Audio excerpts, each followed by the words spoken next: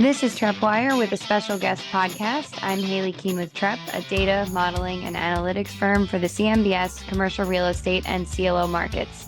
I'm with Manus Clancy, Senior Managing Director, and Lonnie Hendry, Head of CRE and Advisory Services. Today, we are joined by legendary New York City property sales broker, Bob Knakal. Bob has been in the commercial real estate market since 1984. He has completed more than $21 billion in sales over his career. He co-founded Massey & Knakal in 1988 after starting his career at Coldwell Banker. Now he is at JLL, where he is the head of New York Private Capital Group. Throughout his career, Bob has worked exclusively as a seller representative. He is also an incredible influence on Twitter, where he is very forthcoming and generous with his time and advice. Bob, welcome, and thank you for coming on today's podcast. Hey, Haley, great to be with you guys. Manus, Lonnie, great to see you.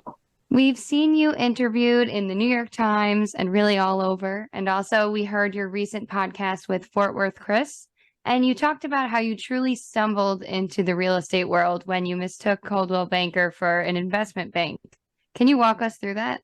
Sure. Funny story that I've told a number of times, but a freshman at the Wharton School in 1981, like every other Wharton kid, want to be the next Wall Street guy.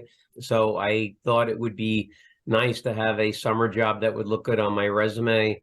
Made up a list of all the investment banks and commercial banks in Bergen County, which is where I grew up in a little town called Maywood, and visited a Payne Webber office in Hackensack. Came out of the office after dropping my resume off across the hall. I saw a big sign that said Coldwell Banker. Went into the place thinking it was a bank. Set up an interview for the following day. And there was no internet in 1981, so I had to go to the library the next morning to look up this bank, so I knew a little bit about them. And when I saw it was a real estate company, I almost didn't go on the interview because I didn't want to get into real estate. Turned out they were the only ones hiring college kids for the summer. Took the job, loved it, went back my next 2 summers, and then started with CB in Manhattan when I got out of school in 1984. So complete luck. I think in hindsight that I would have found my way into the real estate business one way or another, but it really was pure serendipity that I got attracted to the real estate business. So I know we'll have a lot more questions about your journey, but we'll cycle through those throughout this interview today. But we wanted to jump into some of the current conditions and your take on that. Thanks, Haley. Before I get into that, thank you, Bob, for joining us today. I got to say, when I look at these numbers, 2274 is the number of property sales you've done in New York, 21.6 billion total. To me, I know you're a baseball fan. I know you're a sports fan in general. And I know these numbers keep going up. But to me, these sound like the 56-game hitting streak and 61 home runs to me. Like, these sound like the numbers that will take decades and decades to surpass. And, I just wanted to put that in context for our audience, just how large these numbers are, in the New York City commercial real estate world. No, Manus, I appreciate that, especially the 56-game hitting streak. Joe DiMaggio, that is a streak that probably will be broken one day, but I think that day was a long time from now. The 61 home runs that Roger Maris hit in 1961 has been broken a couple of times, but I think it's just indicative of the fact that all this gray hair has been around for a long time. I'm in year 40 doing this now, keeping in good shape and keeping as enthusiastic and excited about the market as I've always have been. So, I believe I could be doing this for another 15 or 20 years, believe it or not. Well, then we'll have to call you the Gordie Howe of commercial real estate, right? Didn't he play until he was 54? Played on a line with his 2 sons, Mark and Marty. There you go. You might be on that track, certainly both from a longevity and a success point of view. Let me jump right into the questions here. I know that Fort Worth Chris, who did just a spectacular job interviewing you, focused a lot on your journey. We do want to spend some time on that with some follow-up questions, but I wanted to jump right into the current environment right now. And the word we keep hearing here in New York and nationally is liquidity. Banks have pulled back from lending. We know that. The CMBS market, not nearly as buoyant as it was a year or two ago, maybe 25% of the lending going on right now. The non-banks have shut down. Is this consistent with what you're seeing? And how is that impacting your your business at this point? Yeah, well, I think it's interesting in that liquidity is definitely a big factor in what's going on. But as bad as it is, everything we look at from a numbers perspective is all relative, right? So I look at what's happening so far this year. If we look at sales over $500,000, markets, there were 261 transactions in Manhattan in the first half of the year. So we're on pace for 522. That'll be down only 19.8% from last year's 651 properties sold. Dollar volume took it on the chin a little bit more, 7.9 billion in the first half. So we're on pace for 15.8 billion for the year. That'll be down about 34% from 2022. So those numbers don't sound so bad. But if we compare them to peak levels, we see that, the peak in terms of number of transactions, number of properties sold in Manhattan in 2012 was an all-time record of 1,196 sales. And so current pace is down about 56% from that. Dollar volume peak was in 2015 at 57.4 billion. So current market pace is looking like it's down 72% from that peak. So, the numbers themselves are not that meaningful without relative perspective. But I will tell you that if the market does achieve 522 sales this year, that's a turnover ratio of 1.89% of the 27,649 buildings that exist south of 96th Street. That's actually well below the long-term average of 2.6%, but not nearly as bad as the 1.2% the market was at in 2009, or the 1.6% it was in 1992. So relative to other downturns, there's still a relatively decent level of activity. I think that where you're seeing that, if we disaggregate it into the over $50 million market and the under $50 million market, you will see a tremendous difference in the over $50 billion market. And I don't have those stats yet, but I should have them shortly. But there, the liquidity plays a much bigger role, because when you're in the $10 to $20 million transaction range, or under $20 million, a lot of those transactions are done on an all equity basis. So the market is not nearly as negatively impacted as the market is for the larger transactions, where even the wealthiest of investors are looking at debt to help get those deals done. So when you talk about the larger transactions, the 50 million and up, and you talk about volume being down, I guess there's three ways volume can go down, right? The seller decides, I'm going to get lousy bids. Let me not even test the market now. They never put it out there, right? Path two is they put it out there, but the bids are not to their liking. Or path three is the bidder never comes through because he thinks he can't get financing. When we're in this dip right now, what do you think it is of those three? Is it a combination, or is one more dominant than another? Yeah, Manis, it's always a combination. And I'll tell you that I think the reality is that in any market where value is negatively impacted, the market always freezes. The quintessential year in which the market is shifting, there tends to be a difference between what I call real value and comparable sale value. Comparable sale value will look inflated because there's a thin slice of the market that is still transacting at yesterday's prices, but most of the market is in tune with the fact that values have changed and sellers are not willing to transact at those new values. So typically, value looks like it's going up a little bit, or it's not going down as much as it really is, but volume is dropping.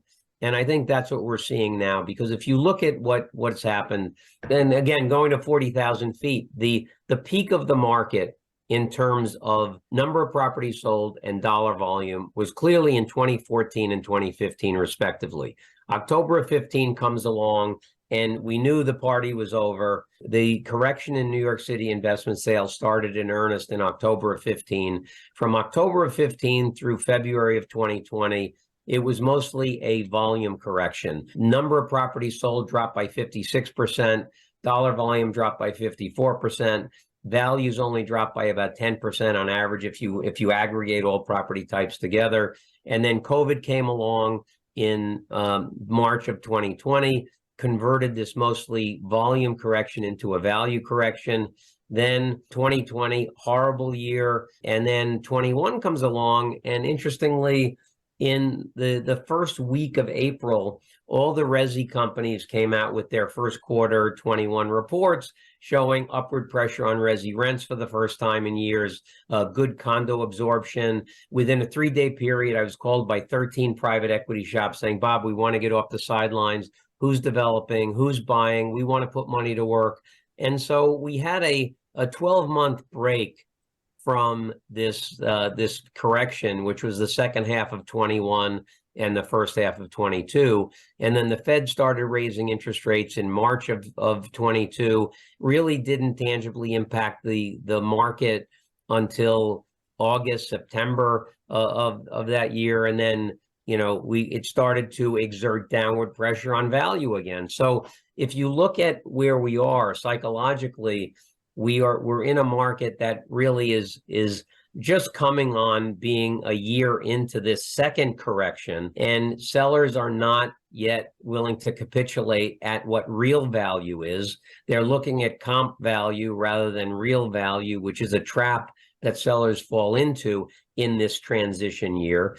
And so it's creating some stagnation in the market. And we're seeing there's tremendous pent-up demand by sellers that will sell. Some people will have no choice. Refinance risk is the biggest risk in the market today. Almost every refi is a cash-in refi. Many people are opting to not put fresh capital in to effectuate the refi, if they even have the capital.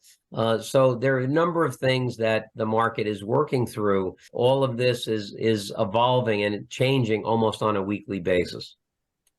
So that leads me very nicely into another question. I had it further down on my list, but you teed it up perfectly.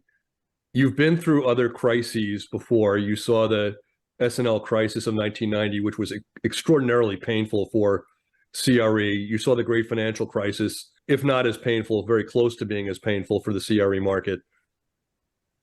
You came out of both of those. For somebody who's, itching to pull the trigger on an acquisition, what is the sign you're looking for that it's time to put risk back on, right? For multifamily, you said you saw an upward surge in demand, which helped multifamily in 2021. What would be that canary in the coal mine for you, which is, the light at the end of the tunnel is here. It's morning in New York. Yeah, well, you know what? I think that it's important to articulate the differences between today's correction and the corrections of the past. And I'll throw in the correction of the early 2000s in addition to the two that you mentioned. But in the prior corrections, everything was slowing down. Volume was going down. Values were going down. Just a matter of magnitude within each sector. Today, each product sector is performing very, very differently. I would argue that today, retail properties are a bright spot in the market. There's been downward pressure on rents for 5 years. The perception is that rents have stopped going down in the retail sector and leasing activities picking up. And because of that, the perception is very little downside in retail today. And for the last 2-3 months, we've been getting calls from retail investors saying, hey, what do you have? I almost fell off my chair. The first one of those I got, I said, wow, I haven't gotten that call in so many years. You really want to buy retail today? So I think retail's on the upswing. Multifamily has tremendous political headwinds, but yet the buyer demand is very, very robust. The horizon in New York has changed completely. I'd say 85 to 90% of the high net worth individuals and old-line New York families that would only buy multifamily for decades are buying all around the country. They won't touch a New York building today. There are new investors from all over the country coming in. And historically, cap rates on multi were always 150, 200 basis points lower in New York than around the country. Today, cap rates are higher in New York than they are around the rest of the country. So that's bringing a lot of new buyers into the marketplace. You look at the land market, different sectors of the land market are performing differently. The land market for rental construction has dried up because there's no tax abatement program. The market for resi condo construction is still there, but 20 to 30% below where it was in September because construction lending has gotten so expensive. And you look at the office sector, I think there's still a lot of wood to chop in that sector, and that probably is going to be the last sector to correct. But you have to look at each individual product type differently because they're each in a different phase.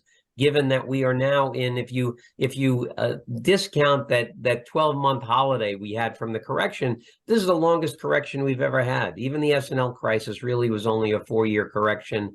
We've been in correction mode in one form or another now since October of 15. So it is really, really long. And that's one of the things that gives me excitement about where the market could go coming out of this, because I believe that these corrections are kind of like stretching a rubber band. And if it's a little recession, you pull it down a little and then it snaps back up. We pull this thing so far down that I think when it comes back, it could really be explosive. And I think that, that's one of the things that I share with the young folks in the office who are so concerned about what's going on today. I say, look, the market always has been, is, and always will be cyclical, and it will come back. It's just a question of when and how. In moments like this, when you're not seeing a lot of transactions, how do you effectively serve your seller prospects and clients with data points? How does that change, right? When you're in 2014 and data is just hitting you like a fire hose, I would think your job is a whole lot easier than it is today. How do you do it today when it's so opaque? Well, I think you have to look at every transaction and try to understand it. The real estate business is really less to do with real estate and more to do with information, and that information is based on real estate. But it's understanding the information. And look, I'm telling most of my clients today, don't think about selling. And they're kind of shocked by saying, Bob, you don't make any money if I don't sell. I said, yeah, but I treat every client like they're my mom or dad. I'm going to give you the right advice. And you really shouldn't be selling unless you have to today, or you have a very strategic reason for wanting to. And some of my clients are saying, look, I know I'm not selling at the peak, but I rather sell low today and buy low on the replacement property that I'm going to buy. Because if I wait until my price goes up, the price of what I'm going to buy is going to go up. So everyone has a different strategy, a different philosophy, but generally I'm telling folks not to sell today if they don't have to, because conditions really are not ideal for a seller. So I think it's looking at the data, interpreting the data, trying to figure out where the market's headed and why, stay ahead of trends. In any down market, we're always scrutinizing contract signings much more so than closings, because closings could be indicative of what the market was 3 months ago, 6 months ago, 9 months ago, and that doesn't mean anything today. What you need to know, what are people bidding today, and what contracts were recently signed? That is as real-time data with respect to what's happening in the market. And when things are changing as rapidly as they are today, you really need that contract execution data to fully understand what's happening in the market. Yeah, so I'll jump in here, Manus, and I'll play off of your sports analogy earlier. I would actually say Bob reminds me more of the Cal Ripken streak when you look at his numbers. It's Iron Man. It shows that even in down markets, he was still pumping out transactions, and in good markets, he was pumping out transactions. And so really great to have you on today, Bob, and I'm super excited to talk with you.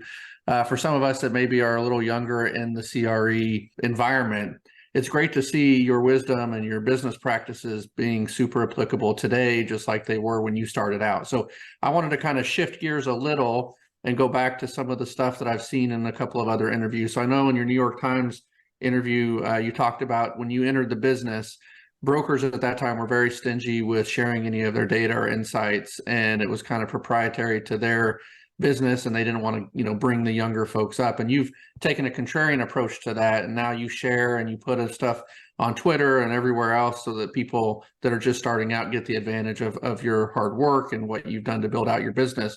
But maybe talk to us a little bit about how, in a very complex market like New York, where you have air rights, assemblages, you have condos, you have all these things.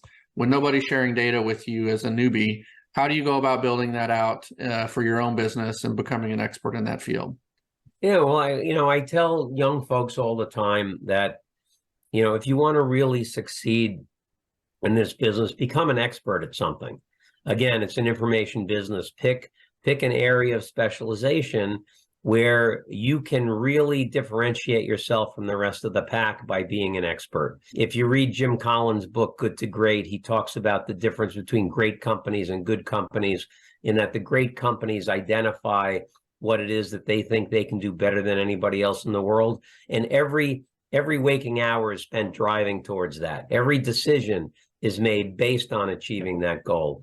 And in the same way, I think brokers should want to become an expert at something that provides a value proposition that they can clearly articulate to a client. Create a compelling reason why a client should work with you, as opposed to the thousands of other folks that are trying to do what you're doing. And so, I think becoming an expert is more important now than ever. Back in the 80s and 90s, we formed Knakal based on geographic orientation. That, I think, worked then, and that was because publicly available information was so opaque. But today, publicly available information is so granular that I think a product specialization is much more effective and a better differentiator than a geographic specialization is. Although I think you have to have a product specialization within a defined geographic area so that you can know everything about that market. But I think getting to the point you made, Lonnie, about sharing information and things like that, I think there are two different philosophies and approaches people can take. One is that life is a zero-sum game, and a win for you is a loss for me. Or you can have the philosophy that, hey, there's enough to go around for everybody. In the 4 boroughs of New York, not including Staten Island, there's about 165,000 investment properties. There are 250,000 people that have ownership interest in those 165,000 buildings. If that's not enough to go around for everybody, I don't know what is. So, I've always been feeling like, share with people, be open. The amount of information and opportunity that comes back to me for taking that approach has been remarkable. A lot of people helped me along the way. A lot of people shared their time and thought and guidance. And so if I can give back in a little way to the folks that are trying to be up and coming and trying to learn the business, then that's something that I view as kind of a payback for all the great work that people did helping me along the way. Yeah, I think that's really great. And for those of us that are listening out there and not seeing the recording that we're doing with the video here, Bob's a human encyclopedia. All of these numbers are just coming off of the top of his head in conversation. We do a lot of guest interviews and a lot of presentations, and a lot of people are prepped for these things with copious notes. And Bob just knows this. He practices what he preaches. And it's really remarkable to see all of the statistics and your market knowledge being expressed just in normal conversation. And I have to assume that's what's given you a competitive advantage, just as you've described. And so it's really remarkable. As someone that worked for a data and analytics company, it's really great to see. You were definitely an exception when it comes to this, in terms of knowing exactly what it is that your differentiator is, and understanding that the value prop of understanding your market and the data really does give you some additional leverage in the marketplace. I've always been a believer that the most frequently asked question a broker is going to get is, how's the market? Yet 99% of folks give you adjectives when you ask them. I think that is not the sign of someone who really understands their market well, and that if you can express in numbers what's happening, that puts the conversation on a whole different level. And at the end of the day, you want clients to want to talk to you to gain insight into what's happening in the world around them, how that's impacting their property value, and to know what direction the market's heading in, what is dollar volume going up or down, a number of sales going up or down, a values going up or down, to what extent are they going up or down. Those are things that will allow the listener to draw their own conclusions about how the market's doing. You don't care if I think it's hot or it's busy or it's slow.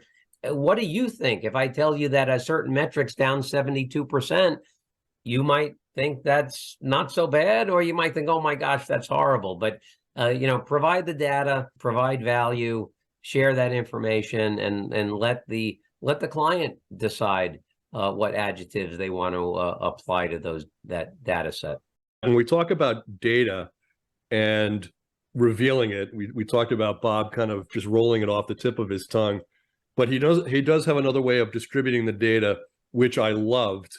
And this was last year. He made a baseball card with all the deals that he had done in the previous year. And for fans of baseball cards, this was a 1970s style version. Actually, I did this just as a goof. I ran into a client of mine who I hadn't done a deal with in several years. And I see him all the time. We're both on the executive committee of the Real Estate Board of New York.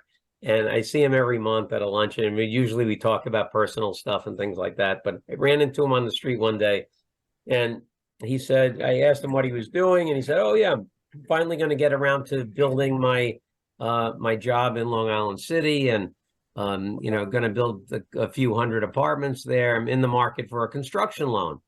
And I said, oh, you should talk to our mortgage guys. They're great. And he said, oh, thanks, Bob, but I decided I'm going to go with JLL for the financing.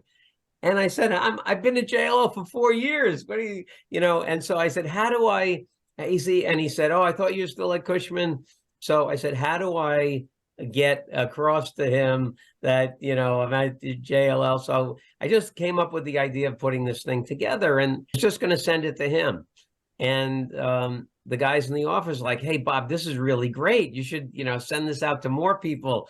And one thing led to another. And now I sent out close to 50,000 of those, probably autographed a few thousand. And now I'm going to do an update because that was done in July of 22. Going to update it in January to include the 2023 stats. So we'll have a different photo, different design, but that is an exact knockoff of the 1970 Topps baseball card set for any of you who are baseball card collectors. This is a great looking card, and maybe Bob will give us permission to take a picture of this and put it up on our website so other people can see it. This is a terrific view. And for guys that collected baseball cards back in the day, in 1972, when Willie Mays was on the end of his career, if you pick the back of his baseball card, because he had played for so long, the stats were so hard to read because he had done so many seasons and there were so many numbers.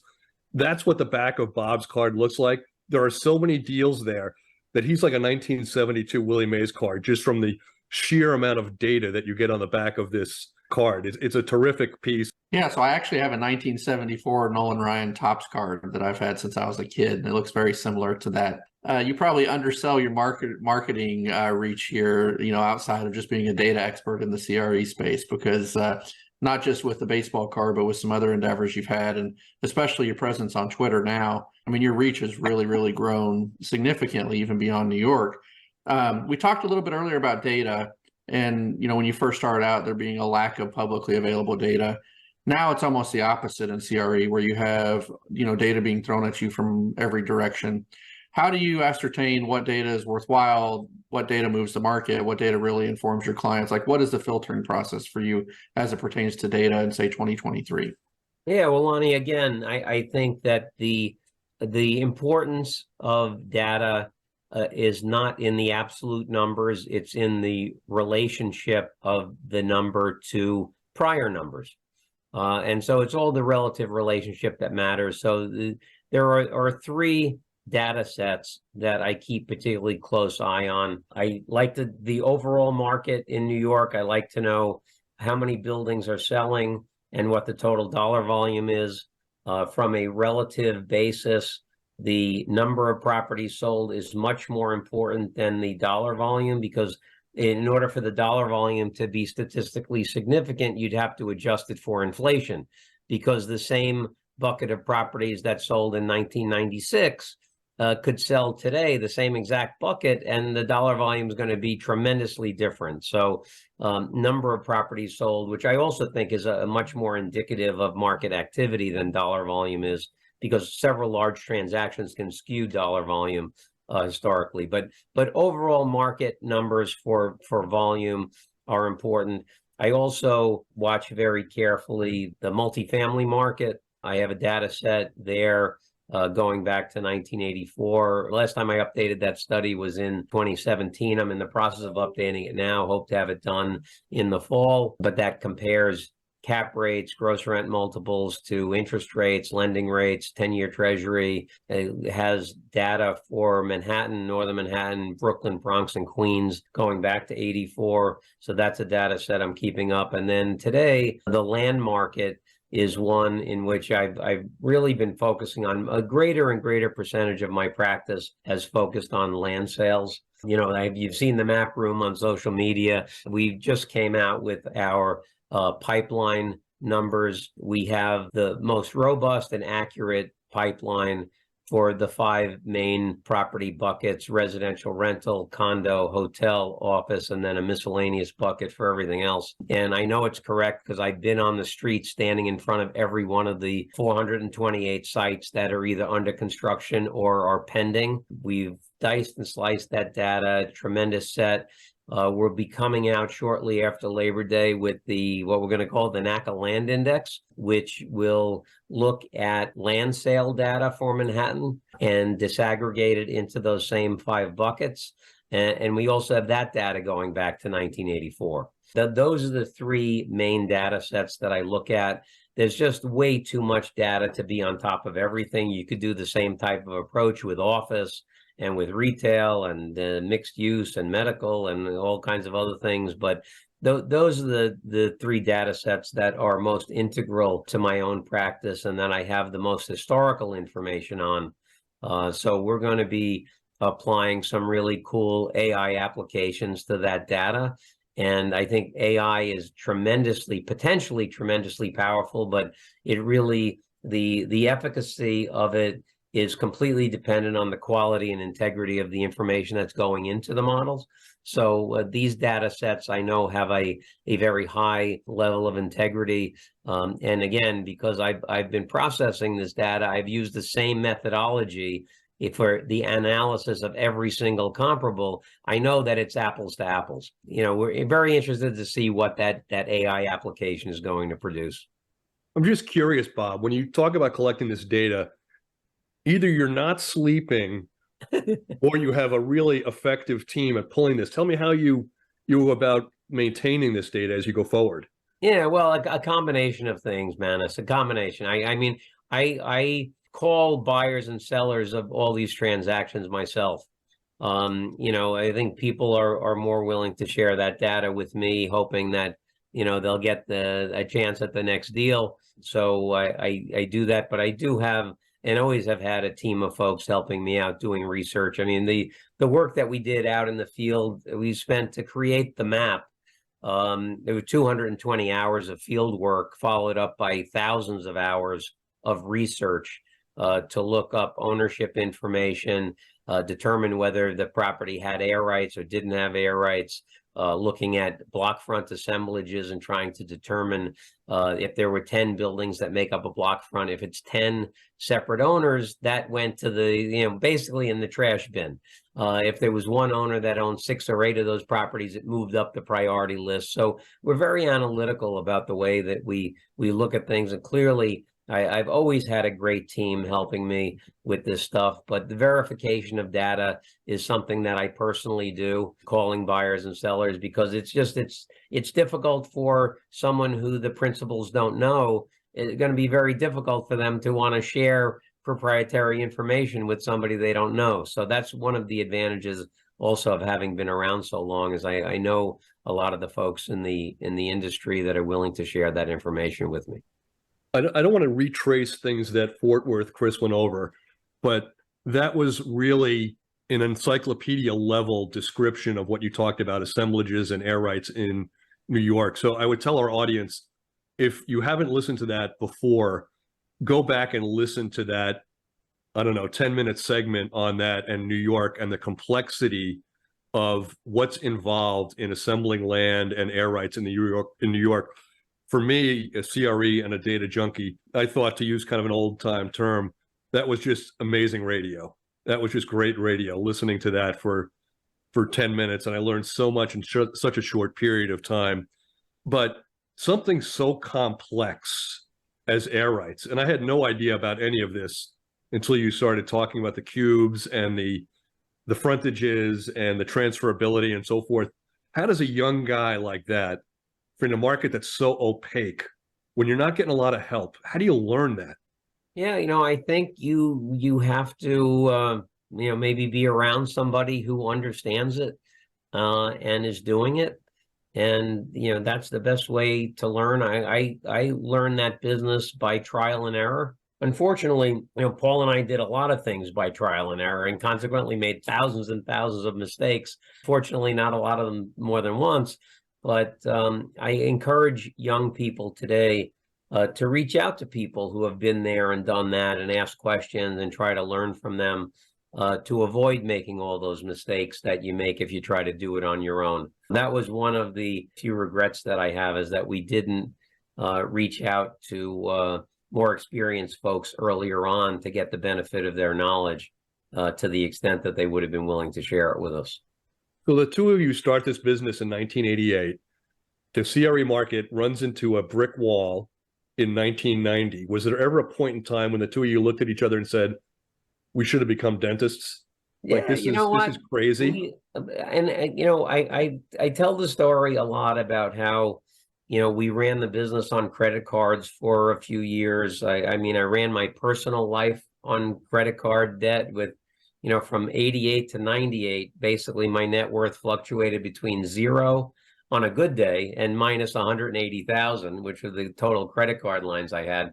But never once during that time did we ever doubt that we would make it or that we would be successful, or, we just had blind faith and vaulting ambition. It fortunately worked out for us. We made some very risky bets along the way, but we believed in what we were doing. We knew that our approach was resonating with people, and we just had confidence. And maybe it was overconfidence. I don't think so, but we never doubted that we wanted to stay in the business, or that we made the wrong move by opening the firm. You definitely get your hands dirty. You talked about boots on the ground and being in front of buildings and so forth. How does your day differ today, if it does, from 15, 20, 25 years ago? You know what, Lonnie? Not that much. The way you put gasoline in the car in this business is making prospecting calls. And for the day I started, the goal was speak to 8 owners a day, 40 a week. It then evolved to 50 a week, and for decades it was called 50 a week. And then the pandemic came along. For those of you who are Seinfeld fans, Jerry talks about the stop and chat. And the stop and chat, I've discovered, is a killer of time, because during the pandemic, when I was working from up here in Connecticut and I didn't have the stop and chats, I was connecting with over 100 owners a week. So I've now recalibrated, and my goal is to speak to 100 owners a week. Last year, my average was 114. This year, my average is 108. That takes over the majority of the day. And then it's the simple blocking and tackling of the business, speaking to people, giving presentations, trying to work on transactions. It's a little bit different today in that we have a layer, and have had for many, many years, a layer of transactional associates that do a lot of things in the transaction pipeline that need to get done, but a senior broker doesn't necessarily have to do. So that's been a change, but fundamentally, not much has changed. I mean, in some ways, everything has changed. In some ways, nothing has changed. I take you back to sitting at my desk in 1984. I had no computer on my desk. I didn't have a cell phone. There was no fax machine. I had rolls of quarters in my desk and in my pocket all the time to call people when I'm out in the field waiting to show a building and they wouldn't show up. Very, very different from a technology perspective. In terms of day-to-day stuff, it used to be 40 connections a week. Now it's 100 connections a week. And other than that, that still has been the number one objective, and will continue to be the number one objective to run a successful brokerage practice. So I guess if you didn't like this stop and chat, you really hated the pop-in, right? The pop-in was probably really anathema to you. The pop-in. Well, you know what? You also can't totally avoid those things. You just, it's almost when the stop and chat happens today, because I'm in the office 5 days a week, right? So the stop and chat occurs, the pop in occurs, but you are much more cognizant of it. And instead of, hey, how was the weekend? Instead of that being an 8-minute conversation, it's now a 2-minute conversation. And I just saved myself 75% of the time from that stop and chat. And that's a productive use of time. Well, I have to go revisit something you talked about before, you and Lonnie both did, the map room, which you've developed. I just want to give the backstory there. And the map room in New York has taken on this life of kind of like Al Capone's lost vaults. Everybody in CRE who knows about it and has seen it on Twitter. I mean, this may go against your grain, Bob. So many people want to see this map room. You may be back in the world of the stop and chat endlessly, because so many people want to be let into the vault to see exactly what you've built. What this is a view of all the open land parcels in Manhattan from 96th Street down, a real labor of love. I think you're going to be back to the stop and chat. It's all a matter of prioritizing. This summer, a lot of my clients are not in the city, but right after Labor Day, there are a lot of airplanes online for takeoff, and I got to get clients in there to take a look at it, because it really is, I think, extraordinarily insightful in terms of what's happening in a neighborhood. You could look at a neighborhood and you get a perspective that you don't have. You see immediately, if you're looking at a site, you can see immediately what else is under construction or planned in that neighborhood. You see the juxtaposition of certain locations, and you might be only 2 or 3 blocks away from a certain landmark, but in some ways you're diametrically opposite of that. And so it just gives a different perspective, and we can then apply numbers to what people are seeing and getting a visceral reaction to. Again, it's all about providing insight and helping clients achieve maximum results with whatever they're working on.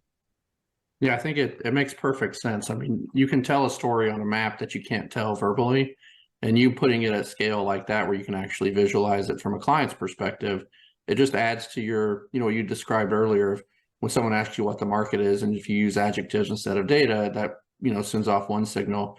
The map room, to me, just is a whole nother level. I mean, it's something that's, fairly readily available for anybody, but nobody's taken the time to actually compile that in a format like that, where it's such a huge difference maker. I think, to Manus's point earlier, though, on the stop and chat, like maybe this becomes like the first CRE museum, where you actually just charge admission and you have an attendant out front that lets people, let people in and out every day. It also, a number of people said, "Oh, Bob, you have to digitize this."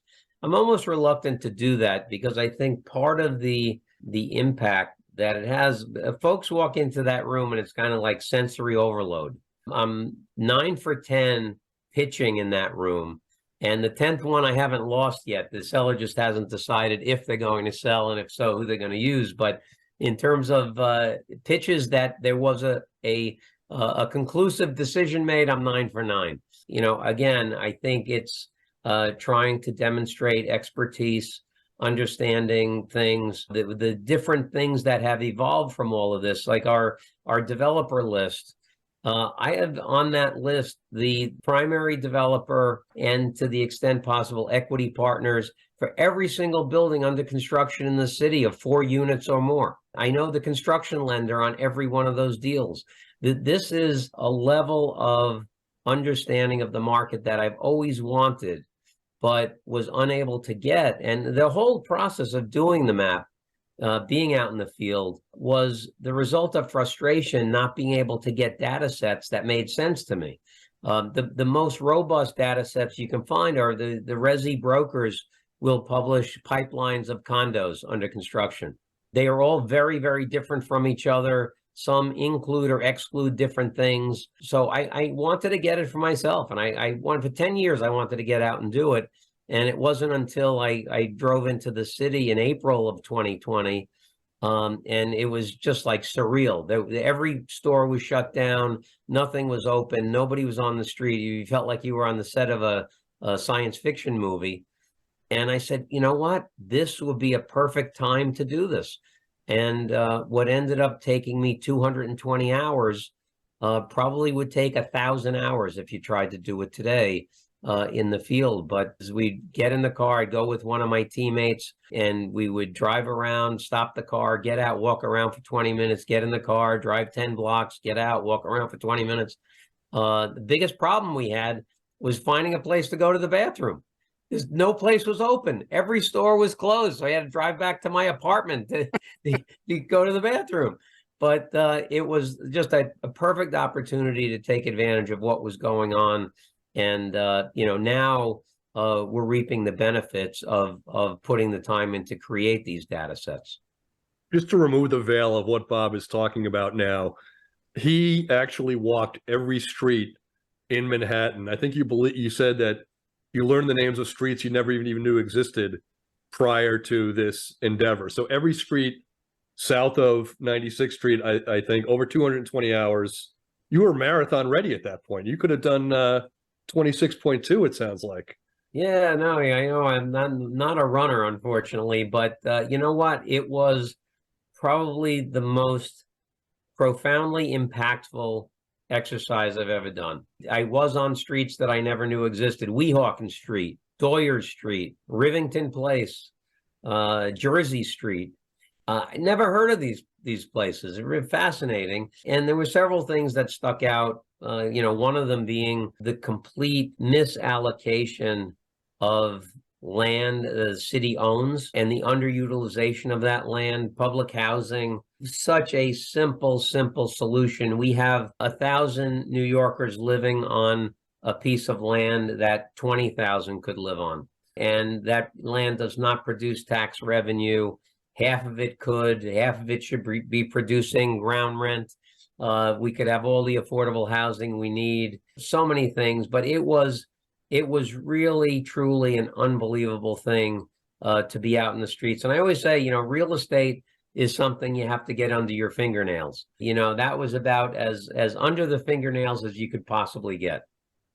Well, I heard you talk about public housing on that recent podcast a couple of weeks ago. And I got to say, Bob, I'm ready to write that check to your PAC. If you're ready to run for office, I'm ready to back you. I think that your kind of leadership might really help solve the public housing, not the public housing crisis, the housing shortage problem that Manhattan has. So count me in. Well, man, I appreciate that. I have absolutely no plans to run for public office, but every time that I'm able to speak to an elected official, I make it clear. And 3-4 months ago, I had lunch with the governor. I know the mayor, and anytime I'm in front of an elected official, I tell them the solution to all of New York's housing problems are completely on the supply side. Look no further than the pandemic. Vacancy increased. Having a lot of vacant apartments is tantamount to increasing supply. Rents in Manhattan dropped 30%. You want things to be more affordable, then do things to make that happen. Every politician says they want New York to be more affordable for everybody. Well, how come every single piece of legislation that's been enacted or ignored since 2018 has done nothing but exerted upward pressure on rents? So what's happening is the exact opposite of what these politicians are saying they want to happen. But so many easy solutions to enhance supply, create more supply, create jobs, increase tax revenue, lower rents. I mean, what's bad about any of those things? Who doesn't want more jobs? Who doesn't want more tax revenue? Who doesn't want lower rents? And that's what adding to supply will do. Again, so many things. I won't go into the list of them, but you read some of the stuff I've written, 6 or 7 things that could change the whole spectrum of the dynamic of living costs and the quality of our housing stock in our city. It just requires a little bit of common sense. We talked on our podcast a couple of episodes ago about the rental rates in Manhattan setting a new record, about $5,400 per month on the average. And to go back to your point earlier, just having that data, as a relative data point, you compare that to any other major metropolitan city in the U.S. and it's significantly higher than anywhere else. And, obviously New York provides opportunity that others can't, but at some point people start making decisions. You talked about some of your multifamily owners that used to exclusively invest in multifamily in New York, now looking at other alternatives. And I think you're seeing some of those negative implications on the housing sector where high educated, high earning folks are moving to Miami and other places because the cost of living and everything else in New York has gotten to be unbearable for them. Yeah, when our policymakers decide that confiscating and restricting private property is a better path to making the world better for everybody than building new, great quality housing for people, where does that make any sense at all? And you're creating a disincentive to invest in the housing stock. I have to go into one example because it just bothers me so much. I'm a lifelong diehard Yankee fan. 1977, Yankees, Dodgers, World Series, Reggie's hitting all the home runs. Goodyear blimp pans out from Yankee Stadium, 6 fires going on within 3 blocks of the stadium. That was happening because there was no incentive to invest in the housing stock. It made more sense for some people to burn their buildings down than to invest in them. And so the city very smartly enacted the Major Capital Improvement Program and the Individual Apartment Improvement Program, which essentially gave a 30% return for invested capital. So what happened? The private sector, and in 1977, the dilapidation rate in New York was 14%, meaning 14% of the housing units were deemed uninhabitable. So the MCI and the IAI programs are adopted. Consequently, the private sector invests tens of billions of dollars in the housing stock, such that in 2019, the dilapidation rate was 0.04%. People living in better conditions, more opportunities, more apartments. And what do our policymakers do in 2019? They marginalize both of those programs. And so now there's no incentive to invest in the housing stock, and all apartments that would have been renovated and brought back to the market, there are tens of thousands of these units that are nailed shut. And on the low end of the estimates, 20 to 30,000, I've heard as much as 60 to 80,000. If the MCI and the IAI programs were restored, within 2 weeks, you'd have tens of thousands of units under renovation. How many jobs does that create for laborers? How many stoves and refrigerators are going to be purchased? How much more tax revenue is the city going to get?